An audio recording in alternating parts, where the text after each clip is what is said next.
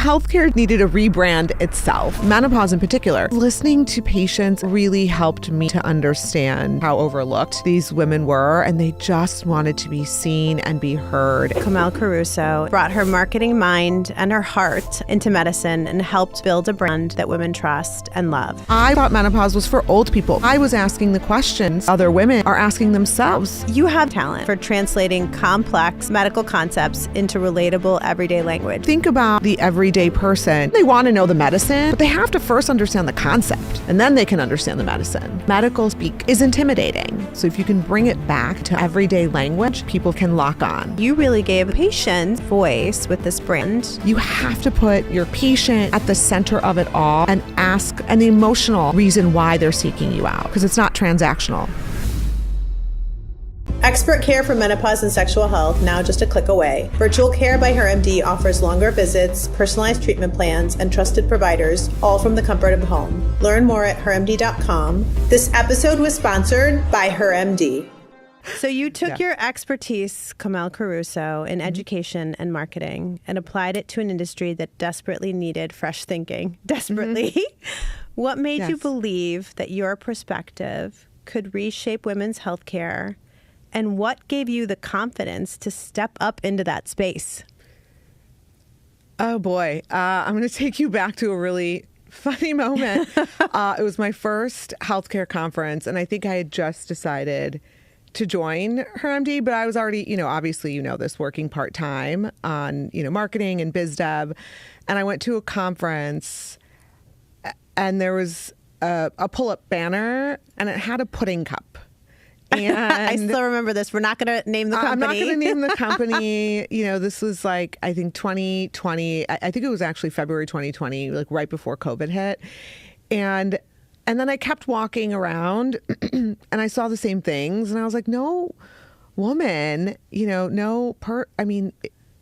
why would you market a pudding cup and someone really, really, really old, who wasn't looking vibrant, who wasn't looking happy?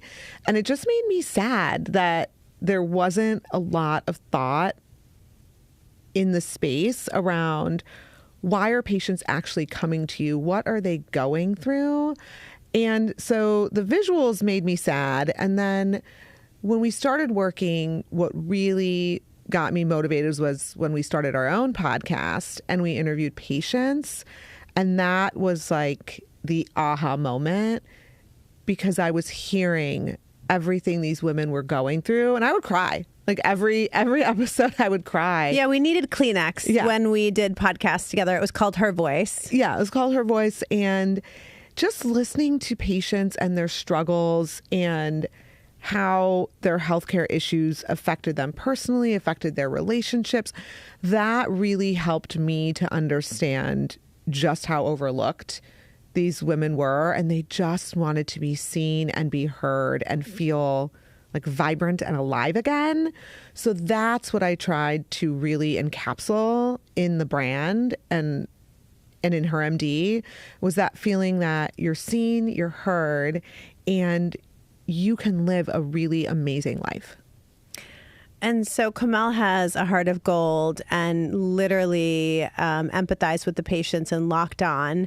But I think the funniest thing you said to me at the conference was, I don't understand. She's like, you're the doctor. Help me understand what pudding cups and dried fruit have to do with vaginas. And I think I lost my mind. Yeah. She's like, I don't understand. And I said, it's so awful. I go, this is all the marketing. She goes, this is normal? I said, this is normal. She's like, we're not going to do it this way. And I was like, okay, great. Healthcare just needed a rebrand itself, and especially with women being overlooked. And so, going back to what you said, what gave you the courage? Because yes, I was in education for a really long time. And it was an amazing experience. I learned so much when I was in the industry and had great mentors. But it wasn't my true calling. And so then when you finally find something and you lock on, it's like the courage to do it didn't have to be necessary because I was shit scared. But, you're leaving an industry you're in for 20 years. And you're like, what do I know? But it was, the patients gave me the courage, and the women's stories gave me the motivation because they deserve to be told those stories. Well, what you taught me is one of the core elements that's missing in medicine is education. Yes. Education of not only the providers in menopause and sexual health care, but the patients. They were craving it. Yes. So to me, at first, I thought, not that it was a crazy leap because I was so happy you were joining me, but it was this crazy leap, but it made so much sense because you brought something so essential that was missing from healthcare in general. Yeah, I guess it helped that I had zero experience in healthcare because I didn't know. And, I have an undergrad degree from Michigan, go blue, and I had to get it in there. And I had a master's degree, and I live outside of New York City, essentially a suburb of New York City. And I didn't know anything about, that's what I felt about what was going on with my body. And I was approaching 40. And I was like, what is menopause care? I just thought menopause was for old people. 5 years ago, that is what I thought. And so I was asking the questions that I think most of the other women in the US and globally are asking themselves. And I thought of myself as really well educated and having a good background. And I didn't know anything. And so I think that actually helped for me because I was the target audience and I had all the questions and I wanted to know. And so I think that really helped. One of my favorite things that Komel ever asked me, because we were creating educational content together, was when you were like, "What's a vulva?" And and you were like, "I don't know." So I know most women don't know, and it's true. The statistics show that most women don't know. Yeah, I thought everything was the vagina. Yeah. So you and it's not. No, it's not. The inside outside, it's not all the vagina. You have this amazing talent for translating complex medical concepts into relatable everyday language. She would take me aside and be like, Somi, people don't know what pedunculated is. I love saying that word, but they don't know what pedunculated is. How do you approach that process, honestly, so effortlessly? Well, thank you for saying it's effortless. Sometimes I feel like I'm stumbling through, like, what does this all mean? But, when you think about the everyday person, they're Dr. Googling, that's what they're trying to find. And that's what I was trying to do to research.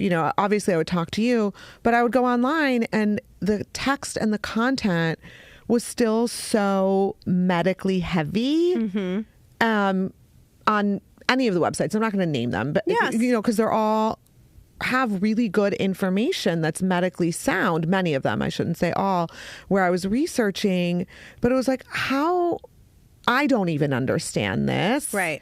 And so I'm not understanding it.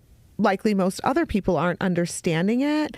So then just really breaking it down and saying, explain it to me like you would explain it to someone who really, really doesn't know anything. But you're also really good at breaking things down and creating analogies that stick with you and make it really easy to understand conceptually what's happening to our bodies. So then I could take it from there to explain that. So analogies, one of my favorite ones, although it's, it doesn't make me happy that this happens to women's bodies, but, your tube sock analogy and your gumball analogy are really, really easy to understand. And you should explain them, at least one of them, right? But it really helps people lock onto like, oh, that's what's happening with my body. And so and then they want to know the medicine, but they have to first understand the concept. And then they can understand the medicine. Well, I knew I was onto something. Yeah. Well, first I was scared because the first time she saw me talk at an event, she was like fast and furiously writing stuff down. And then she was doing this. And then I was like, okay, I'm onto something. So as we age and we go into perimenopause and menopause, our vagina starts to go from being an accordion with these deep folds and collagen and elastin and blood flow and being able to stretch and accommodate our partners to becoming very thin. And a lot of us have done laundry. I hate doing laundry, but I've done it maybe a couple times in my life. Yeah. But That's the accurate. tissue, instead of an accordion, becomes like a tube sock. And she's like, oh my God, instead of using words like atrophy and thinning and vaginal thinning, she's like, that people can lock onto. They'll understand what's happening and why it hurts. Exactly. Because the tube sock is like dry and it doesn't stretch. And Right. it's like, that's just very easy to understand. So then you could take that analogy and, you know, I wasn't going out there saying, your vagina is a tube sock. No, but that, we didn't do you know, that. You don't do that. But that helps you conceptually understand what's happening. But the accordion piece, you know, is also very easy to understand because you know that it can stretch and accommodate like you're saying. And so just asking those questions and being really curious and making it feel less intimidating too. I think medical speak for a lot of non-medical people, irregardless of education level, is intimidating. You don't understand the words necessarily. You don't have that science background. So if you can bring it back to like everyday language, it makes it less intimidating. People feel like, oh, now I understand. And then they can lock on. And I just for those of you who are curious, we're going to talk about gumballs for a second. Yeah. So unlike men that continue to create sperm their entire lives, women are born with our eggs. Like, that's it. And then when we dispense an egg, it's ovulation, and we do that typically once a month. We lose a lot of eggs along the way that don't get selected, we'll say. So once we're done dispensing our eggs, i.e. gumballs, we're done. And that's what menopause is. And so when I told her that, she's like, that's brilliant. That's so much better of a way describing that to people. I promise you your eggs are more precious than gumballs. But she locked on and she's like, do you tell patients this in rooms? And I'm like, yeah, this is how I break stuff down. Right. Not when I'm teaching other physicians or providers, but yeah. And I love the fact that you took that language and it clicked with our patients. It really did. It really does. So you helped build the HerMD brand from the ground up, not just as a co-founder, but as the mind behind how patients connect with it. I mean, we had wait lists of over 1,000. We did. In some of our markets. Or you called them DMAs. What does that even stand for? I learn from you every day. Oh, boy. We'll edit that part out. I don't know. No, DMA essentially is the surrounding area. So if you look at, you know, Cincinnati, for example. So Cincinnati, the city, but then there's the DMA. And so that's essentially, you know, a radius around that city that you're targeting that population. So what went into this brand? So we're going to start getting into our founding story, but what went into this particular brand for you that felt so personal, so trusted, and so different from any of the other brands out there? Ooh, that's a really good question. So, I mean, obviously our mom, you know, is at the heart of this company. Literally. Quite literally. And I'm 44. And she was 45 when, you know, we nearly lost her. And she's alive and well to this day. Actually had coffee with her this morning, so that was really nice. But I thought that was so old. Like, I was 15. She had me when she was 30. And I'm sitting here, like, you know, next year I'm going to be 45, and I'm not old. I do not feel old. And so I think about that a lot. And I thought about it when I was, you know, thinking about women who are dismissed, who feel unheard, who nearly lose their lives to, you know, disease, or are told, well, it's not that big of a deal. You're not going to die from this. Well, okay, I'm not going to die from it, but I'm going to live and feel really crappy for decades. Like, that doesn't seem great. And so I'm like, we're just still so young and vibrant. I didn't get it at 15, but I really understand that now. And so when you think about all these women who, you know, menopause in particular, universal, you know, if we reach that age and we're lucky enough to live that long, we will all go through it. And the vast majority of us will feel a lot of symptoms. And so I thought, like, I wouldn't want to live like that. No. And, my mom is approaching 75. She'll be 75 this year. So 30 years. Right? She'll be 75. Am I not right? The reason I'm looking at you, she's going to be 75. Am I doing that math correct? What is that chat group, though, we just found on our phone? Oh, my God. This is amazing. This is quite honestly amazing. So she's very, very social. Dresses to the nines. Dresses to the nines. Better dressed than really anyone I know. You don't mess with Mama Javaine. You don't mess with her. And her chat group, her text group is called Fearless and Flawless.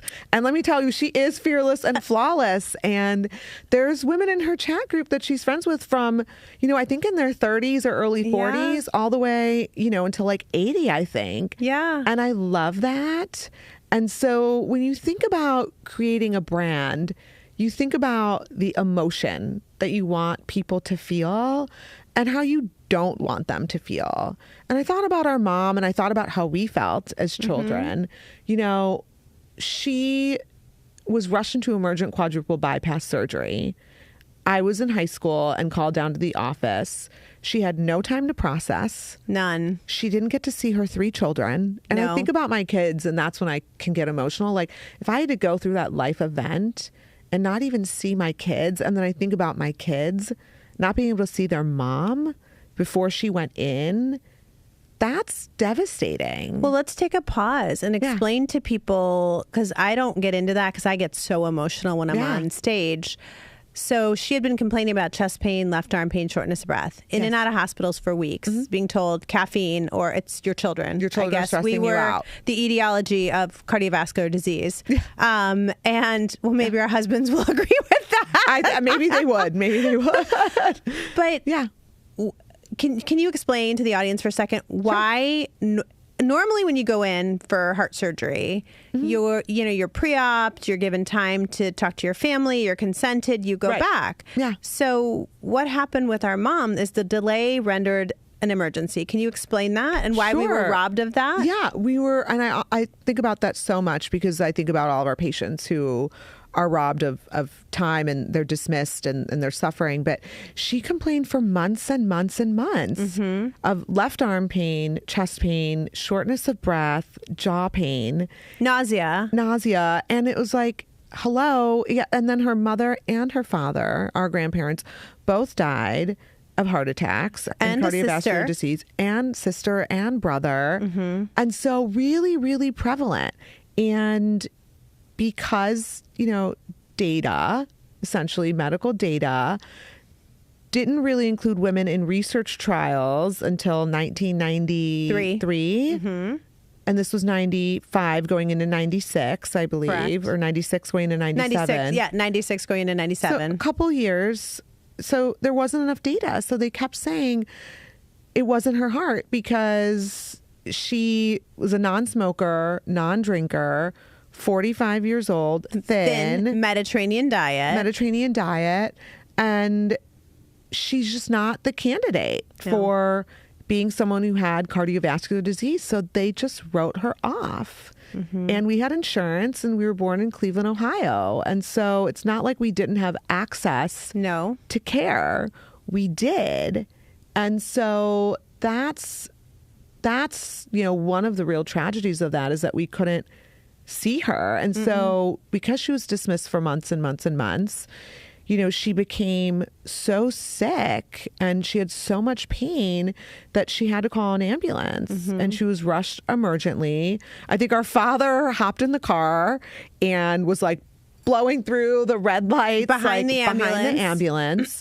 And we were called out of school and sent to the, we had my mom's friend pick us up from school and drive us to the hospital. And Somi flew in from Chicago, and she became so unstable on that cath table that they just said, you're having surgery. I don't even think she knew what was going to happen. And, quadruple bypass, that's really, really intense. Well, she said she was eerily calm because it was an emergency and they just told her that to survive, like, this is what's happening for you to survive. And I think she had already had some of the anesthetic from the cath. And I got the call at Northwestern, hopped on a plane. And now I can joke about the ride from the airport. I told my dad that I did not want to get picked up because I was bawling the whole plane ride. And actually the woman next to me asked to be moved because she was like, who is this crazy lady? Yeah. I don't even know if I told you that. Yeah. And then my dad's friends, who are not the best drivers, thank you so much now for picking me up. But I was like, I'm going to die on the way to the hospital. But I didn't get to see her until she got wheeled out. Yeah. And they were like, she looks great. She did not look great. But it was scary. It was scary to see, your mom, who you saw that morning at breakfast. And she's beautiful. And she was young. And then you see her being wheeled with all these tubes. And, she was like almost like grayish in color, very pale. And they made a brown woman blue. Yeah. Like, let's be honest. Yeah. And the lighting in hospitals, not great, right? You have this horrible fluorescent lighting, and it's already cold and sterile and doesn't feel good to be in a hospital the vast majority of the times. So that was shocking. Like, I remember her being wheeled. Like, she looks great. I was like, oh my God, that's so great. And I was like, she didn't look great at all. Do you remember what I did? Did you pass out? Yes, Did you faint? I fainted. Yeah. Pre-med. But that tells you about the disconnect in medicine. So they come into the waiting area and they're like, your mother looks great. She did amazing. The surgery was successful. Yes. And so she's expecting the mom she saw the morning of. I was away at school, so I hadn't seen her for a couple of days, I think, because I had been coming home while she was ill. Yeah. And then I walked out and literally dropped like a sack of potatoes because I was not expecting it. And at the time, it was my future father-in-law like scooped me up off the hospital floor and I think carried me back into the waiting area. Yeah. But I dropped like a sack of potatoes. Oh, yeah. And I was going to be a doctor. Yeah. It was scary. It's scary. It's scary when it's for anyone. And then once your mother, that's really, really, that memory sticks with you. So I think then because you've personally experienced the delays, the dismissals, and the frank harm our healthcare system is killing women. Yeah. We say so many times, well, it's not going to kill her. Actually, it is. Yeah. And we now know that women are more likely to die of a heart attack than a man. Yes. And we now know that your outcome depends on the gender of your provider. Yes. You heard me correctly. Yeah. And our mother happened to have an all-male team. She did. Of cardiologists who told her to lay off the coffee, maybe take a vacation. Yes. Reduce the stress. Right. I don't know what she want. Like what we were supposed to do. Go away. I know. I don't know. Like, send your children away. We were like, pretty good kids. I don't know. I think we ended up okay. I don't think we were stressing her out so much, but it's just astounding that happens, and it still happens, to this day. Yeah. Unfortunately, we're talking 20 years later. 20 years later. I read an article recently. I sent it to you. That there was a 27-year-old who was having major health issues, was not feeling well for months and months and months. And she was begging for a colonoscopy. And because she was 27, the doctors told her, no, no, no, no, no. She finally lied and said she had blood in her stool to get the colonoscopy. And they found stage 4 cancer. This is, it's so crazy to me. And the system is so broken. And I say a lot of times it's very hard to be the doctor on the panel because we went into it because we care. Of course. But then how are you supposed to render effective care in 5 to 7 minute appointments when you're not really making decisions? Right. The systems are, or maybe the insurance companies are, or other individuals are of what you can and cannot offer the patient. Or you're just so overwhelmed. I have so many people, our careers in medicine are shortening because the administrative burden. Right. There's that article. Yes. An 8-hour workday is equivalent to almost 27 hours of work. If you are actually going to do all your work, charting, sending your prescriptions, doing the peer-to-peer with the insurance, maybe prior authorizations. Yeah. It's not humanly possible. It's not. And so we're setting up not only the patient, like our mother, but the providers 100%. for failure. Yes. So we're going to end up with a doctor shortage. Right. And killing our patients. Yeah, I mean, it's really sad. And, the thing is like, I was pre-med. And then I saw Somi and I was like, no, I'm not doing this. Say that again. Yeah, I was pre-med and I saw Somi. I think we're 6 years apart. Wait, what? How many years? Five and a half. Five and a half Years apart. And so I was undergrad. She was in med school. And even at that point, I was like, no, I'm not doing it. I don't have that in me personally for my life to be able to give that much of myself to a profession. And so my point of saying that is that, I have profound respect for providers, even more so after joining HerMD, because you're doing it to heal, you're doing it to care for people. And this goes back to education, patient education as well, and provider education, of course.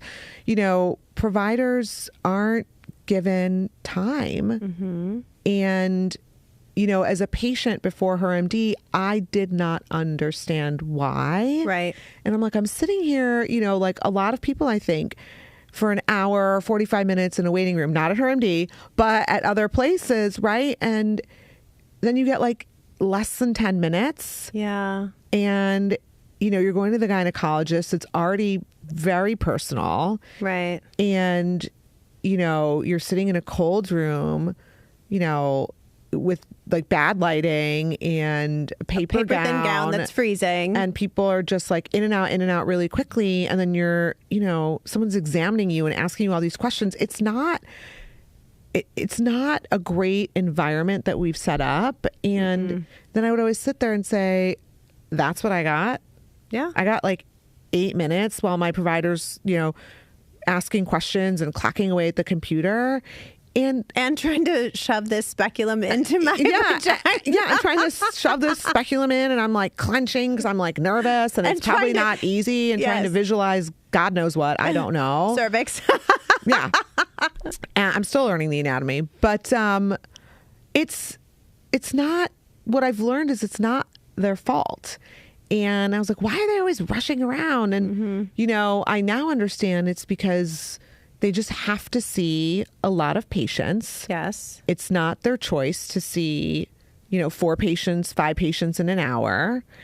And they just need to do it to be able to, make a return, and make sure they can operationally run a clinic or a location or a hospital system without losing money, or they're not trying to make a ton of money, but they can't be paying to go to work essentially. No. And so it's like a volume game, unfortunately. And I've learned that and understand that. And so that is why with the creation of HerMD, you were in rooms for 20 years. I had the perspective, and I really think it's a good perspective to not have had that experience in medicine and healthcare, because I was coming at it with a lot of the questions and frustrations that many people have. And so I wanted to understand and needed to understand. And I was like, okay, I can translate this and explain it to patients. And I think that's one of our biggest differentiators that we don't talk about enough, is that we are not only very patient-centric, yes, we were also very provider-centric. Yes. Because I think we recognize without providers, you have no business. No.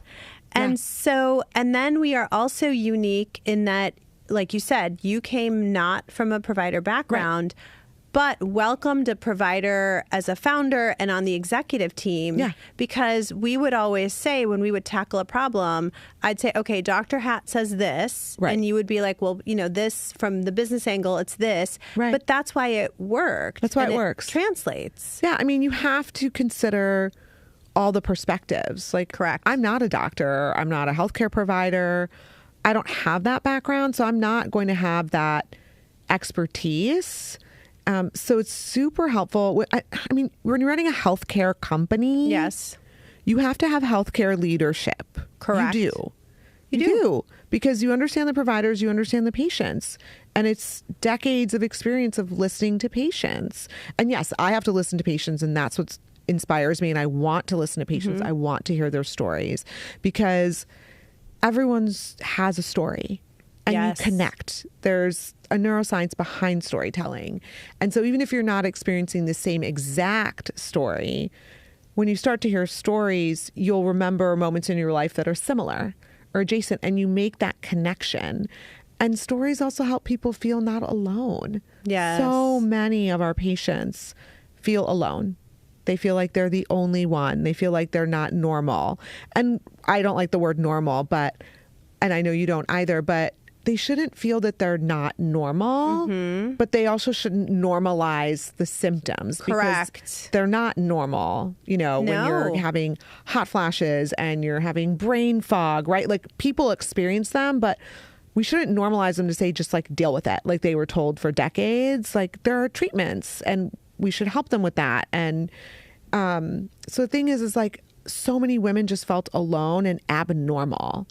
And they were the only ones, and they didn't want to talk about it. Well, how many people did you and I meet through some of our advocacy work that things were typical, like fibroids? Yes, exactly. But they were normalized in medicine, in their culture, in their families. Yes. And then that rendered infertility. Yes. And then it rendered marriage breakups. I mean, things happen to patients when we delay care, and then needless suffering. And then you look at yourself and you think, like, what's wrong with me? Right. And why is this happening to me? And is there something wrong with me? And it's my fault. And you almost start to blame yourself. And so, you go through all those things, and that's an emotional toll on a human being, to put that on themselves and think, something that they did cause this to happen, or that, it's just them out in the world, and it's profoundly affects quality of life. Profoundly affects relationships. I mean, we met women together that wouldn't date because if they were having undiagnosed sexual symptoms, they were like, well, I don't even want to date, because if it gets to that point, or married couples that weren't having sex and they were in their 30s. I remember that episode where you were crying. And she was like, everyone around us was joking about it. And we felt so isolated from our peer group because we weren't, and we didn't want to share. Just like infertility, but that wasn't their issue. They weren't able to have sex because she had something called vaginismus. And so I think you really gave those individuals a voice with this brand. And I think that's what I'm so proud of the work that we've done together. Yeah, I think, in all my, I'm going to put my business hat on for a minute and the marketer hat. So many companies, have amazing things that they're doing, but sometimes they lead with, this is who we are, this is everything we can do, and just kind of, because you're excited about it and you want to get it out there, but you can't, that approach doesn't work. No. You have to put your patient, your customer at the center of it all, and ask, what do you need from me? Why are you seeking me out? And then let me tell you how I can help you. I won't want to come at you and say, this is everything I can do for you. How do you even know what they want or need? Right. And the emotional reason why they're seeking you out. Because it's not transactional. Healthcare is not transactional. Oh my God, I want that to be the take-home message today. It is not transactional. It is personal. It is storytelling. It is partnering with your provider and the company or the hospital system, whoever is taking care of you. It's a partnership. Actually, you should be the CEO of your own healthcare, but I think it's a partnership. It is. Shared decision making. 100%. It shouldn't happen at you. No, exactly.